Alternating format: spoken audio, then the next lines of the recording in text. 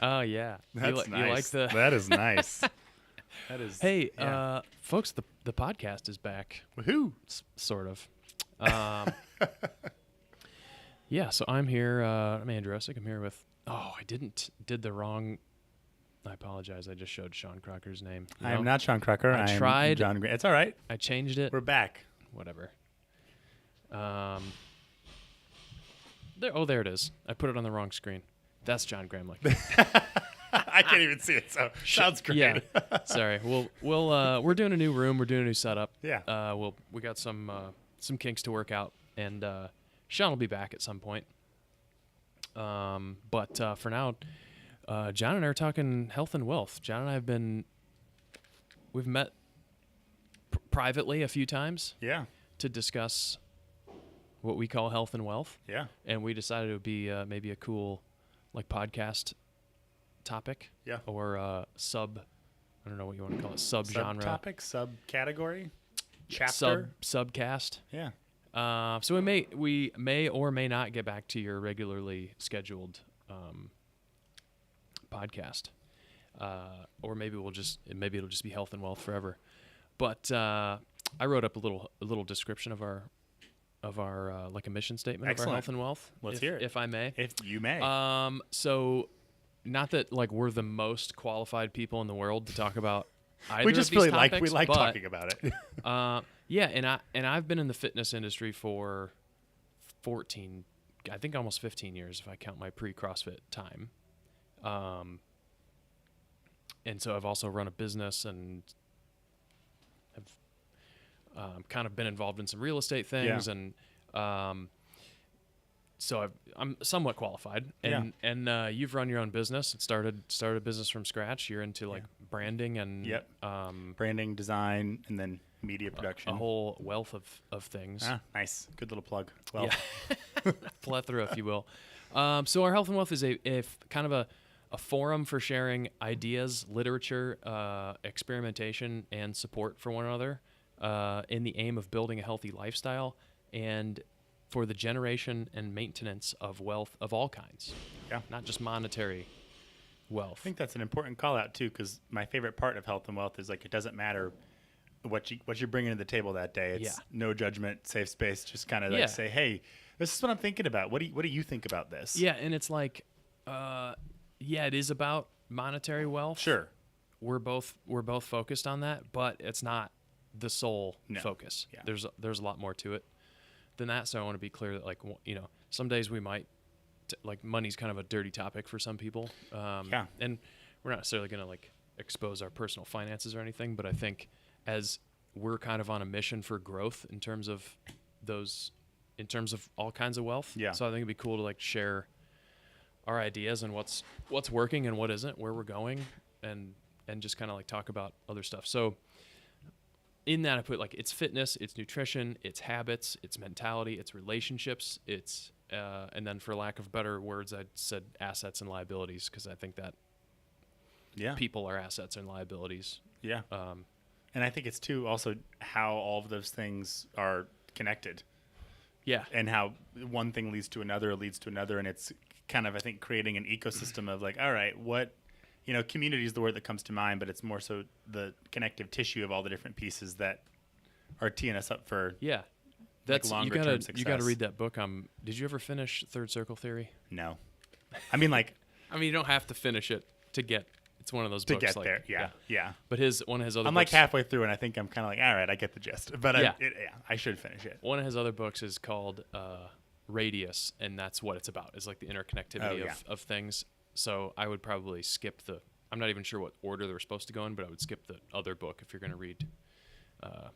This guy's got 3 books. The Third Circle Theory. Radius. What's the third one?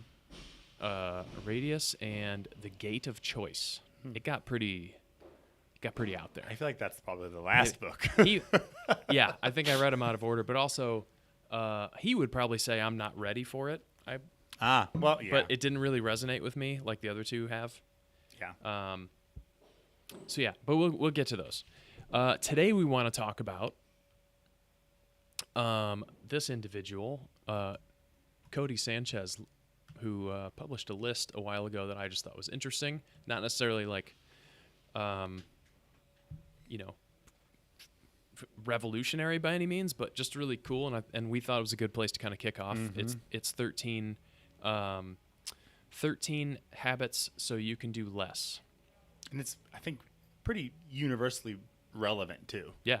When you look at the list, it's like, oh, that might not apply to me. And the more you think about it, well, the list, it's a good list. Yeah, I think so. And I think it's, you know, just on her, I've been following her mostly on Instagram, and she calls herself and her brand is Contrarian Thinking. And she's mostly about private equity, buying and selling businesses. Her LinkedIn profile says founder, Contrarian Thinking, private equity investor, Main Street Holding Company, whatever that is, Austin, Texas. On a mission to create financially free and free-thinking humans. So she's done a bunch of different things, got her degree in PR and journalism from ASU, MBA from Georgetown University, and then a PhD from that place.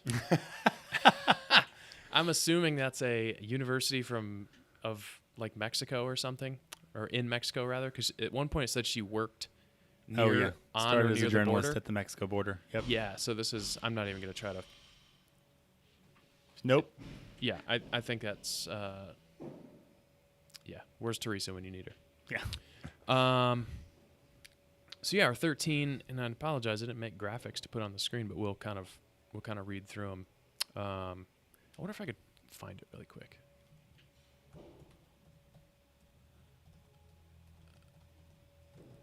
Just to put something up there. What happens if you hit images? Ooh, dangerous game. Dangerous game. Could be worth it. Getting flagged on YouTube? No. No. Why is it always 13? There's a lot of lists with 13. Yeah. I just figured, oh, this list of 13. Maybe a PDF. I don't know. It was in an email, so whatever. We'll just read through it. Yeah. I didn't have as much time to prepare this morning as I wanted to. I wanted to get some graphics ready to go on the screen, but we'll get through it again. We'll get through probably not all 13 today because we're going to try to keep this podcast to 45 minutes. That's another. We'll get to that kind of tenet of this list. Yeah, and it's on the list. So number 1 is do the thing you want to do least first.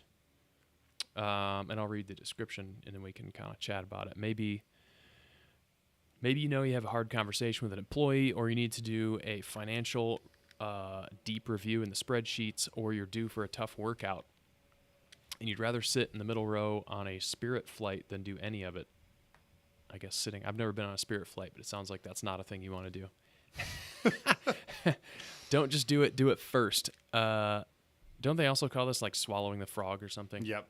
Get it out of the way. Yeah. So it's been talked about a bunch of different times. And I think, what are your thoughts? I think when I read number 1, for me it changes. It's not always the same thing. Like I think it's important to distinct too. It's like you might have a morning routine of get up, make your bed, make coffee, whatever. Sure. That's not really I think a part of this or what this is getting at. It's like when you look at your agenda or your daily docket of things to do and you assess, how much energy something's going to take, or how much time is something going to take, or how much excitement you have towards the different items. The one that you're like, I'm dreading that one, do that one first. Yeah. Because I think the second piece of this is that satisfaction of like, sweet, I got the hard one out of the way, so the rest of the day is teed up for. Or if you just know, like, I've got that thing tomorrow. Right. Whatever it is. Yeah. And for me, it's been, I don't even know if I'd say I wanted to do least. I worked out at 4:30 this morning. Oh, wow.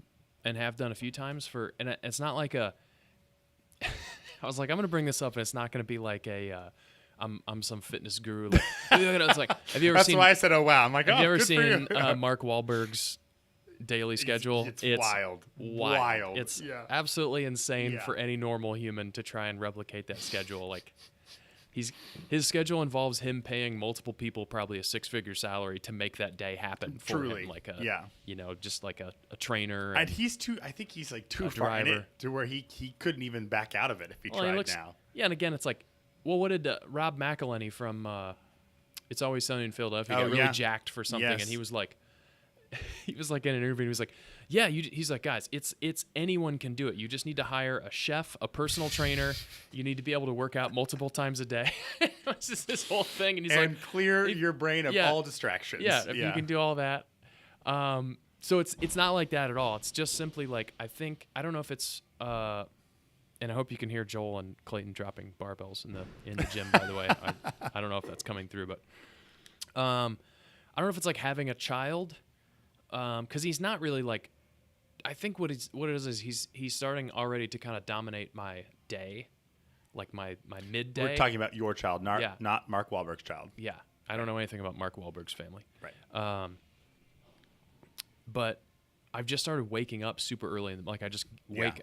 Kelly will get up to, whatever, do milk stuff at. Do milk stuff. Yeah. I mean, I don't, pumping or whatever. Whatever, yeah. Because he sleeps rock solid. I wish you had a graphic for that. Because he sleeps rock solid through the night. But she'll get up at like 2:30 or 3 with an alarm, and it's like it wakes me up a little bit. Normally, I'm just the type that goes right back to sleep. But we've been going to bed super early because he goes to bed at 7:30. So I'm going to bed between 8 and 9 now, and I used to be like a night owl. So I go to bed, and I'll wake up, and I find myself just being restless at like 3:30 or 4. And then I start doing the math, and I'm like, well, I've been asleep for 6 hours. So which might as well. Isn't as much sleep as I want, but that's enough to like sustain me. So yeah, I'm like, I get up, and then I'm like, well, what am I going to do? Go sit. I used to several times just got up and went into like the living room or kitchen and sat on my computer or whatever and just tried to like look at some emails or do something. And then I was like, why don't I just go in the basement and row and work out or whatever? So I started just doing, trying to row 20 minutes or a 5K or something. And now it's kind of become like I do actual workouts and then it's done for the day. So when I say like he's dominating my day, it's like Kelly and I are trying to like carpool to the gym or whatever. And we're trying to work out the logistics of like what he's doing. Kelly's been coaching in the evenings a lot, so we don't want to keep him at the gym all day. So one of us has to go home, and like I'm here yesterday, and I'm like, we're here. We drove separately, and I'm like, all right, well, I'm gonna hang out at the gym for a while and just like get some stuff done, squeeze in some training or whatever. And didn't, because of the logistics of like getting into the gym, I didn't get my accessory work done before. Her and Joel are working out at 1. They wanted me to work out with them, so we work out. By the time that whole rigmarole's done, it's basically 2. She's got a coach at 4:10, so she's like, hey. We hang out and stretch for a little while. It's probably closer to like 2:30 at this point. She's taken off and she's like, hey, I have to turn around and come back here in like an hour. So do whatever you need to do. And I sit down and I'm like, an hour is not enough time for me to do do anything. To sit down and really I might as well just go home. Yeah.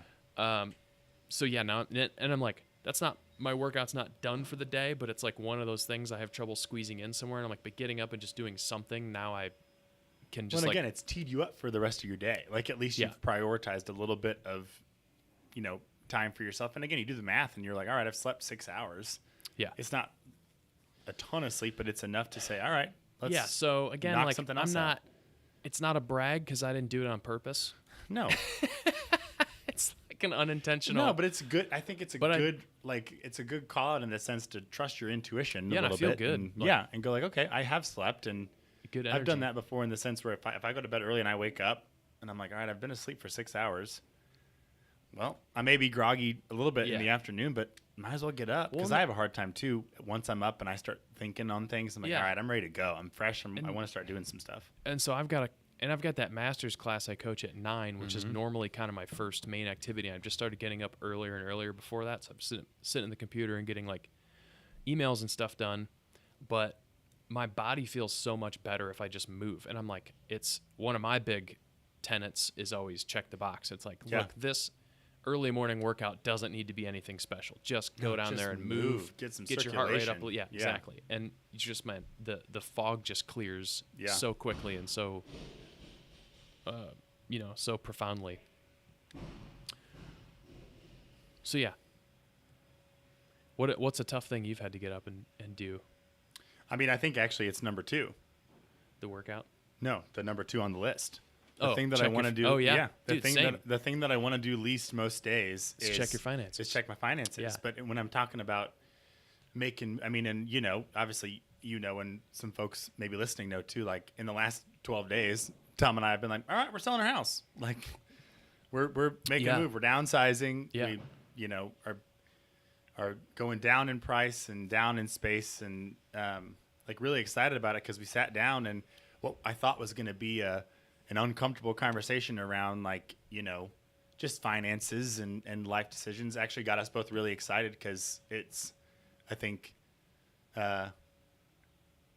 looking past like the short term like money or the short term gain and thinking about planning for the future, which is really fun to do with your spouse or your friends or whatever. So for me, checking finances daily, I don't love doing it because I get very self-critical of like, I shouldn't have done that, should have done this better, or what about this or whatever else.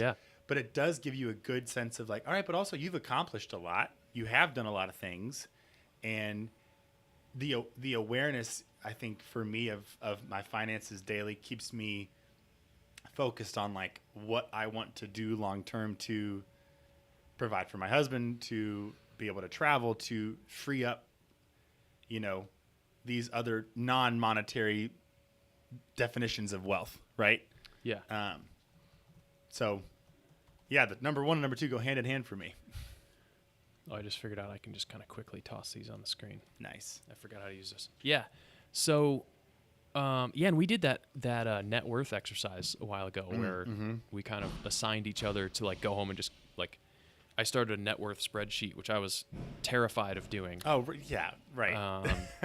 And then I came back the next day and I was like, I didn't hate that. Like, I feel pretty good about it. And on a personal level, like on a business level, obviously it's super important. Sure. But like even on a personal level, it's like kind of sets the tone for what you should or shouldn't be doing the rest of the day for me. Because it's kind of like, I should, should I be car shopping or clothes shopping or whatever? Right. Should we be thinking about that next trip we want to take? Where's, like, are we doing anything for Archer's future? Right. So just, you don't have to do anything crazy. It's like just pull up your phone app or whatever, your banking app, and just take a glance. You don't have to like run a, the net worth spreadsheet for me has been like more like a monthly exercise. I think it's interesting too, because I feel like these exercises like checking finances daily or net worth, like it for me, it's like changed my perspective of what I call like the blueprint of I feel like what adult life is defined to be. It's like, oh, you do this, you save money, you do it's like, you don't have to follow necessarily a super specific blueprint if you're making your money work for you and setting yourself up. You know what I mean? And I think it's and we can dig into like right the assets, liabilities. Is it passive, whatever? All, and it's like no, let's be honest. Money makes the world go around. Like it's the way our society and our system works. Check your pulse daily. Like just see where you're at. Exactly. And yeah, from a business perspective, obviously super important because you're just like there's just more moving parts. Like you're budgeting things, you're paying people. Yep. And that was a thing. Like I always want stuff to be on autopilot. Like I want to do a bunch of work on a thing and put it on autopilot. So it was like when I got all my kind of bank accounts and everything sorted and things kind of figured out, I was like, I just want to kind of let it coast. But you do need to check all the time. It's like, hey, that credit card payment's going to come due. Like, where are you at financially? What is your actual, we have for the gym, I have an actual profit account and an equipment expenses account that kind of auto distribute funds. And it's just good to check on those and see where they are. Because, we're like yesterday, we're out there talking about potentially doing something with the bumper plates, like getting new bumper plates. Is it worth swapping all those out? Is it like I've replaced a couple of the bike seats on the Echo bikes. Is it possible to swap all those out? Came back and checked my equipment account. It is not. It is not. And not a good time. Yep. But it's good you're checking that before you're like, yeah, we're going to do this. And we're going to say we're doing all these things. And you're like, no, we're not doing that. And you can still earmark it and put it on the list. Like, put it in the backlog. And to be clear, like I could do one or a couple of those things, like Joel and I were doing the math on the bike seats. It's probably like $300 to $400. Like I Right. could do that, but it's like, man, is that really? When you look at the amount, it's like, okay, well, we got $1,500 in our equipment account. How much of that do we want to devote to bike seats that aren't really broken? Exactly. Like, Like, is it really that much of an added benefit? Yeah, I don't like them, but is that really the issue? Is it really the seat or is it just the implement? Because I feel like for most folks, it's just the bike. I mean, it is, but I do the two seats that I have replaced. I much prefer to the standard fair. seats. Joel and I agreed.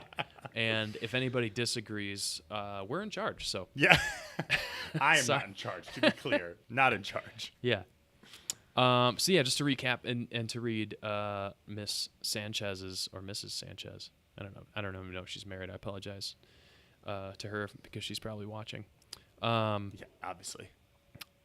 Her summary here was: numbers tell a story. Whether it's your bank account balance or your net worth, take a snapshot to track your progress or see where to cut costs. And yeah, I like that cut costs because it's, again, as a business owner, it's like, it's little stuff like your subscriptions and stuff. Like, do you really need Hulu and Netflix and Right. whatever? But at the same time, I kind of stress about the $10 Hulu subscription or whatever it is sometimes.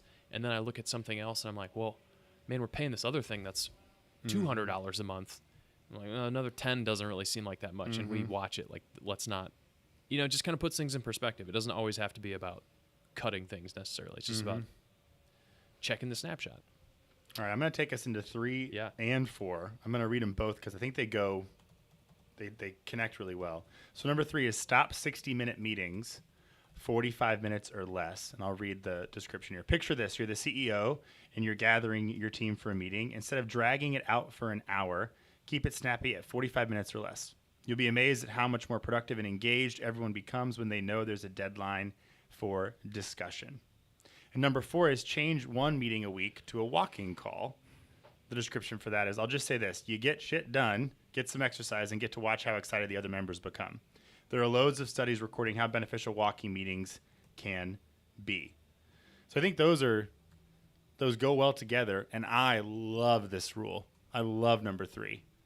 60-minute meetings, I think, are so much more draining than they are productive. And at my job, we block 30-minute windows. It needs to be said too. You have like a corporate job, so you're probably doing Correct. Hella, yes. Yeah. So I have a hella business, meetings. and then I have a corporate job as well. And in my corporate day-to-day job, we have 30-minute blocks, but it is like the golden rule of, if you can get it done in 20, get it done. Yeah. And that's what I love about all of like the leadership and managers at my job is they don't hesitate. When we're done talking about what we need to be done with, they're like, all right, see you on the screens. Goodbye.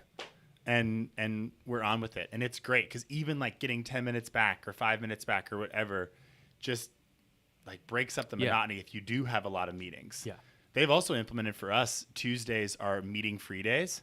They've like straight up implemented that. So it might feel like the other days are more loaded up, but knowing that I have Tuesday meeting free is awesome. Because it's like I can just get some work done. Which is super interesting Yeah.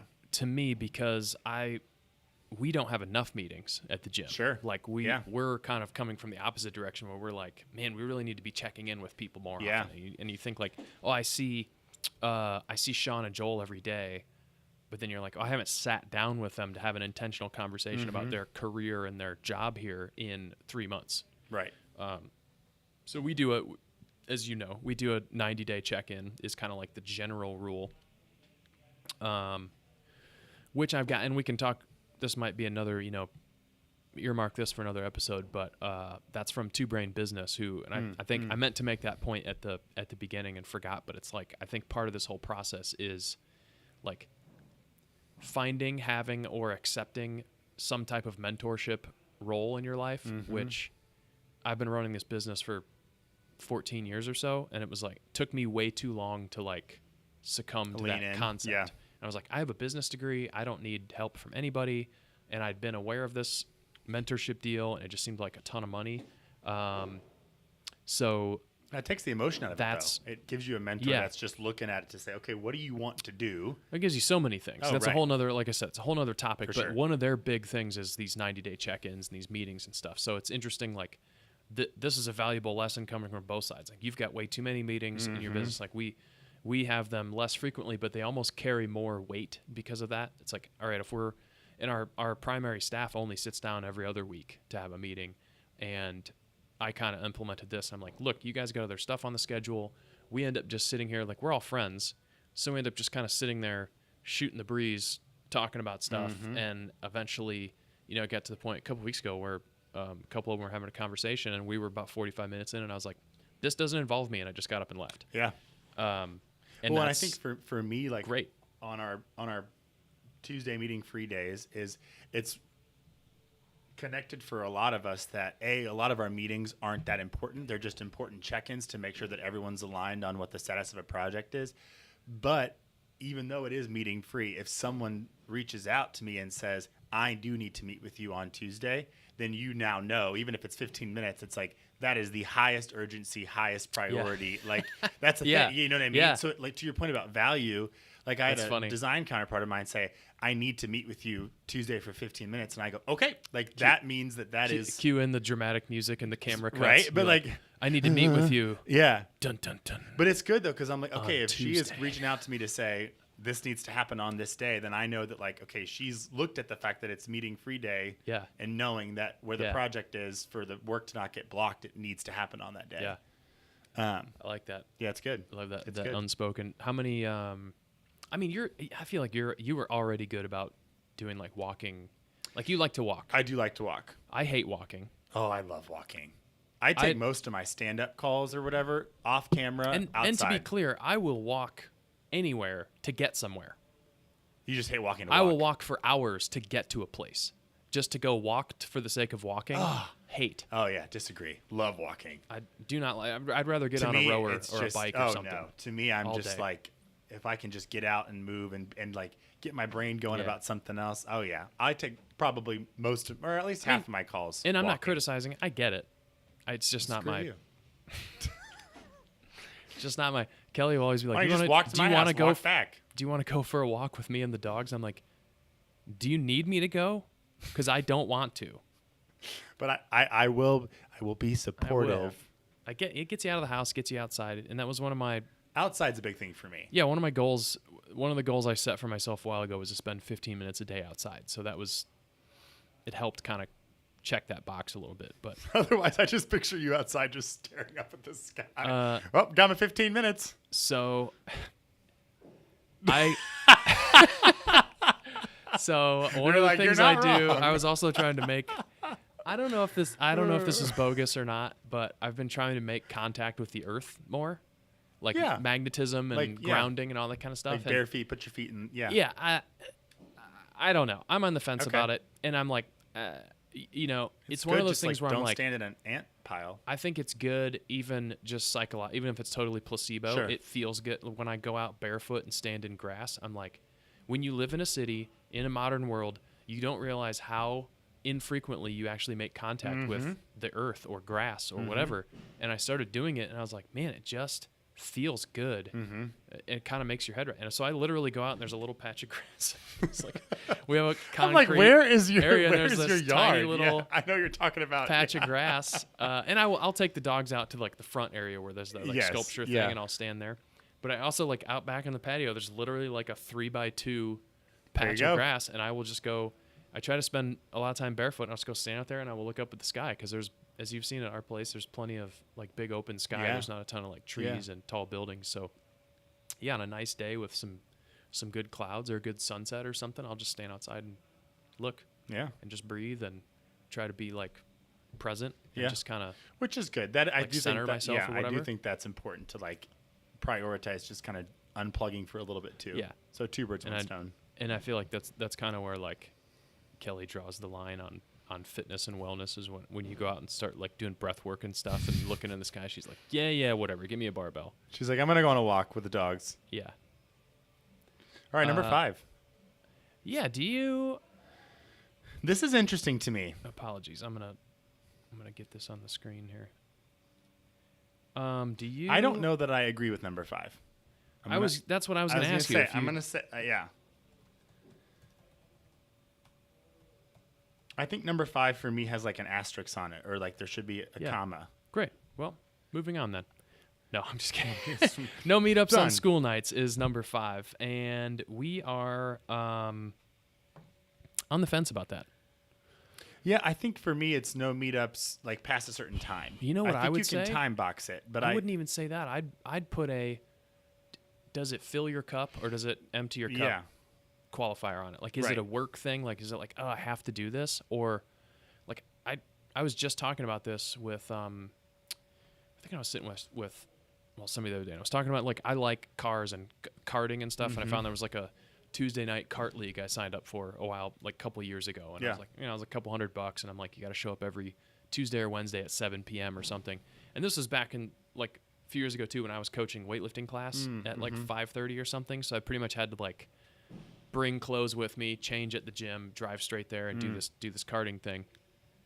And I'm not like winning or anything, but it really quickly, it was going to be like 10 races or 8 weeks or something. I forget what it was. And like 3 weeks in, I was like, I don't care about this anymore. It's draining you. It just, it wasn't filling my cup. And I'm like, I like to go karting a couple times a quarter. Yeah. I don't want to go every week and have an obligation to be there. Yeah. I think for me, it's Tom and I have opposite schedules. Like, I finish work and I work from home a lot earlier, and he'll sometimes be at the salon till 8, 9 p.m. So that's usually my gauge of like, well, have I had time with my partner this week is usually a thing. But then also a friend of mine she's been traveling for months, and I haven't seen her in a while. And we like randomly saw each other and went, we need to like connect. So we planned to go hang out, just to go get like hot cocoa and ice cream. Yeah. And ended up just catching up for like 2 hours. And it was great because I had seen her in passing, but I hadn't actually sat down and like just caught up on stuff. And so that's where, to your point, I'm like, man, that was just good. Like, there was just good conversation. I feel good. I also feel like it was a good moment to remind myself to like relax and just enjoy. And we've met up before about business stuff on school nights, but it's not like, or work nights. But it's never been like obligatory. It's like, oh, we're going to pour a glass of wine. We're going to talk about what's going on with the social media. And it's like, I feel like invigorated from it. Yeah. It's easy for me to say because it's my business, but on your end, if you were ever not fired up by that, you should be like, hey, let's do another time. I would be. Yeah. Yeah. I mean, you would. I'm just saying for the people that are. Oh, that's fair. Yeah. For the listeners or the viewers. And oh, yeah, viewers. Hey. Yeah. Hey, viewers. Hey, Alex Dunn is watching us, actually. Look at that. He's got a. So I'll throw his question up on the screen. Alex says, real question. You've both had huge financial decisions occur in your lives, buying a new home, having your first child. How did you all prepare mentally for the new financial burden and stress? I can answer that first. I think for me, it goes back to number 2, like checking finances daily. Yeah. I think like, and honestly, talking very candid. Well, I can also tell you too, like planning and paying for a wedding in the last year gets you really comfortable talking with your partner about finances and just keeping like an honest, kind of paying for your own wedding. Needs to be correct too, not just like figuring out the logistics. Right. Of it, no. Paying for your own finding wedding. The money. Yeah. But to me, it was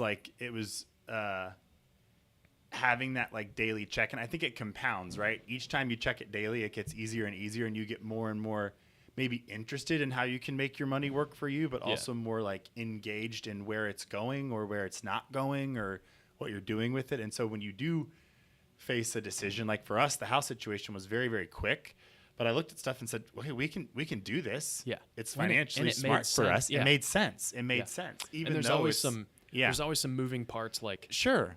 You know, we've moved a couple of times and it's like, it's made financial sense. I think every time it's been absolutely terrifying. Right. But I laughed because I only in the last couple of years have really started to like take my finances seriously and like start to have real goals. In the past, it's always been like, I just want more and better. Right.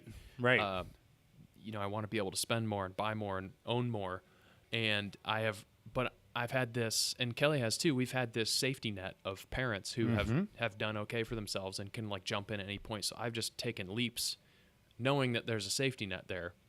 And pretty much always worked out for me, but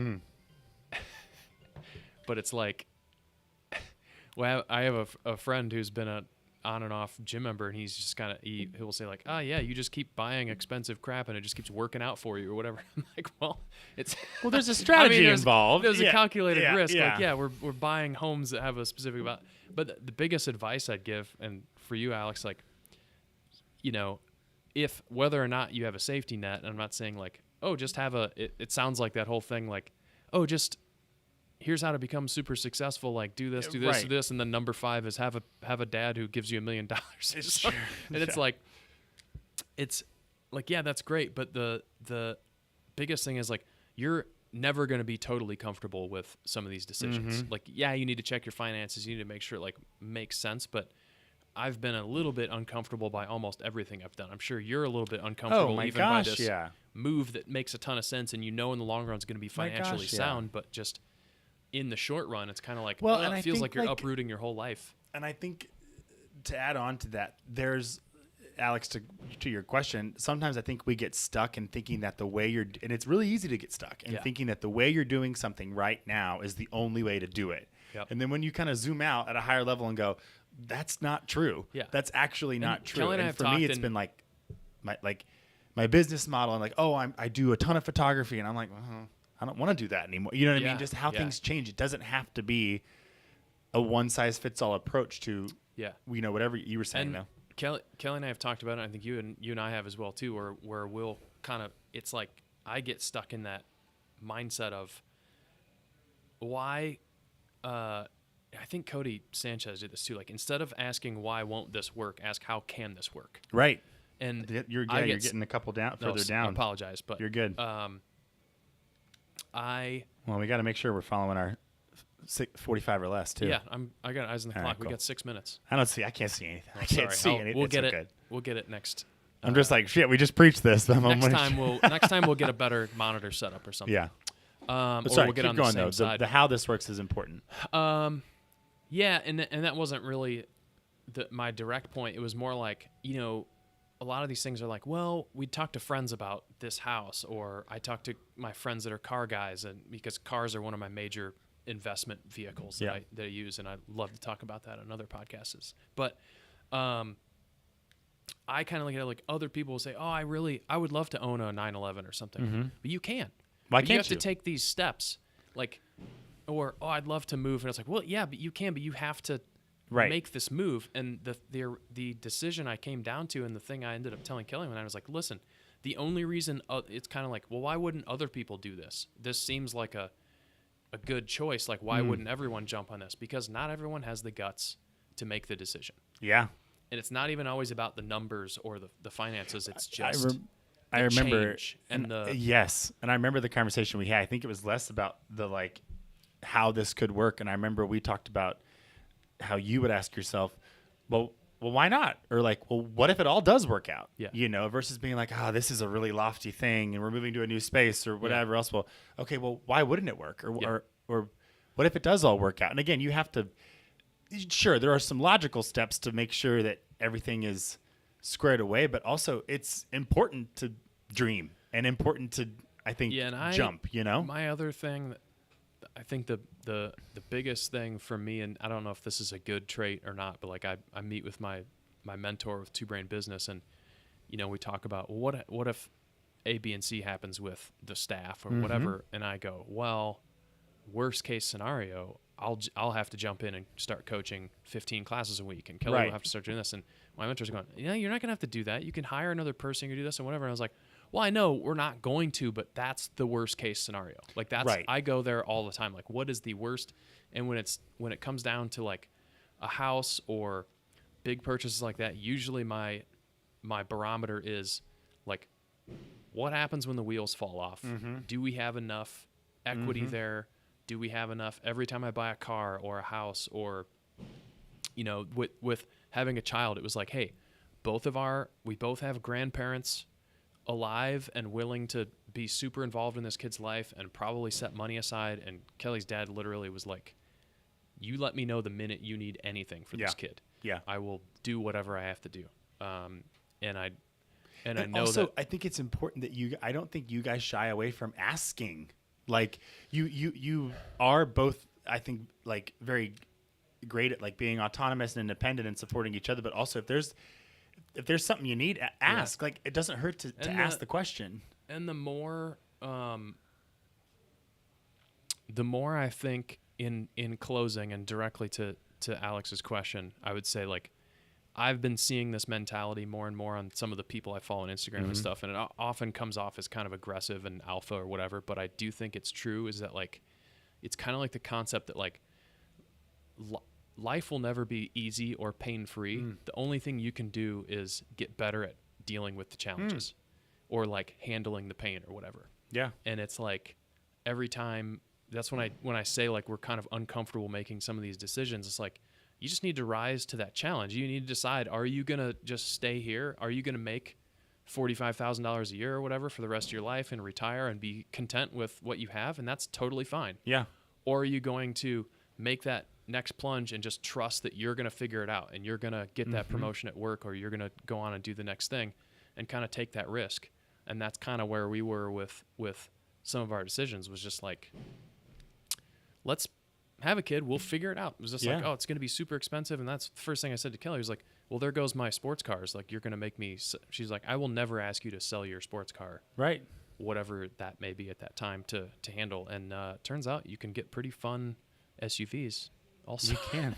And one wheels. I'm going to get I'm going to get another sports car, but it's just like, focus on rising to life's challenges rather than making sure you're super comfortable for them. Just make sure you're not making stupid decisions. Yeah. And also, I mean, I come back to, and I don't know if this is helpful or not, but I do feel like there's value in your gut knows, trusting your gut knows. Like that's a thing. That's actually a thing. I feel like.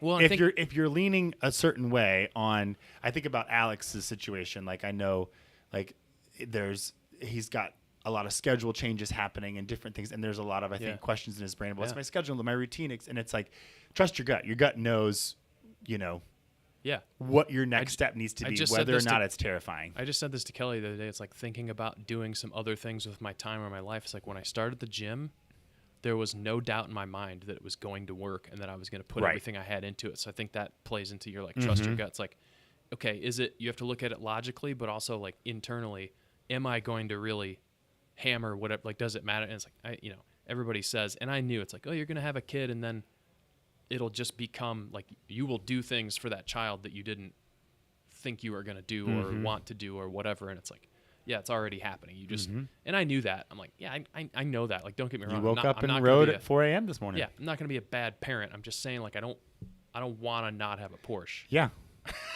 Yeah. That's all. And that's 45 minutes. Look at that. Look at that. Health and wealth. There it is. We got to get a new song, but we do. So folks, that's been our first episode of the game. Actually, we're only at 43 minutes in the actual podcast time, but it is 46 after 8. And I have a class to coach. That's fair. I need to, go do work things too. So folks, really appreciate you joining us. Thanks, Alex, for chiming in with some questions. Our plan is to continue doing this on Wednesdays, possibly every other Wednesday. I'm not sure if we've decided. I think we said every other for now, but possibly every other Wednesday. Picks up speed at 8 a.m. and obviously be able to hit the replays on YouTube and a few other places and Facebook and stuff. So please join us next time. John, pleasure having you here. And we'll see you next time. You'll be back next time. Possibly we'll have more guests on, but what craziness. Excellent. Oh, there's Sean's name again. Damn it. I kind of like that. I'll fix that. I'm Sean Crocker, everybody. Well, I kept misspelling Sean's name on purpose on our other I'm update shows. So. Shun Creeker. Yeah, Schwan. Schwan. All right. Well, thanks, folks, for tuning in. See you next time. See ya.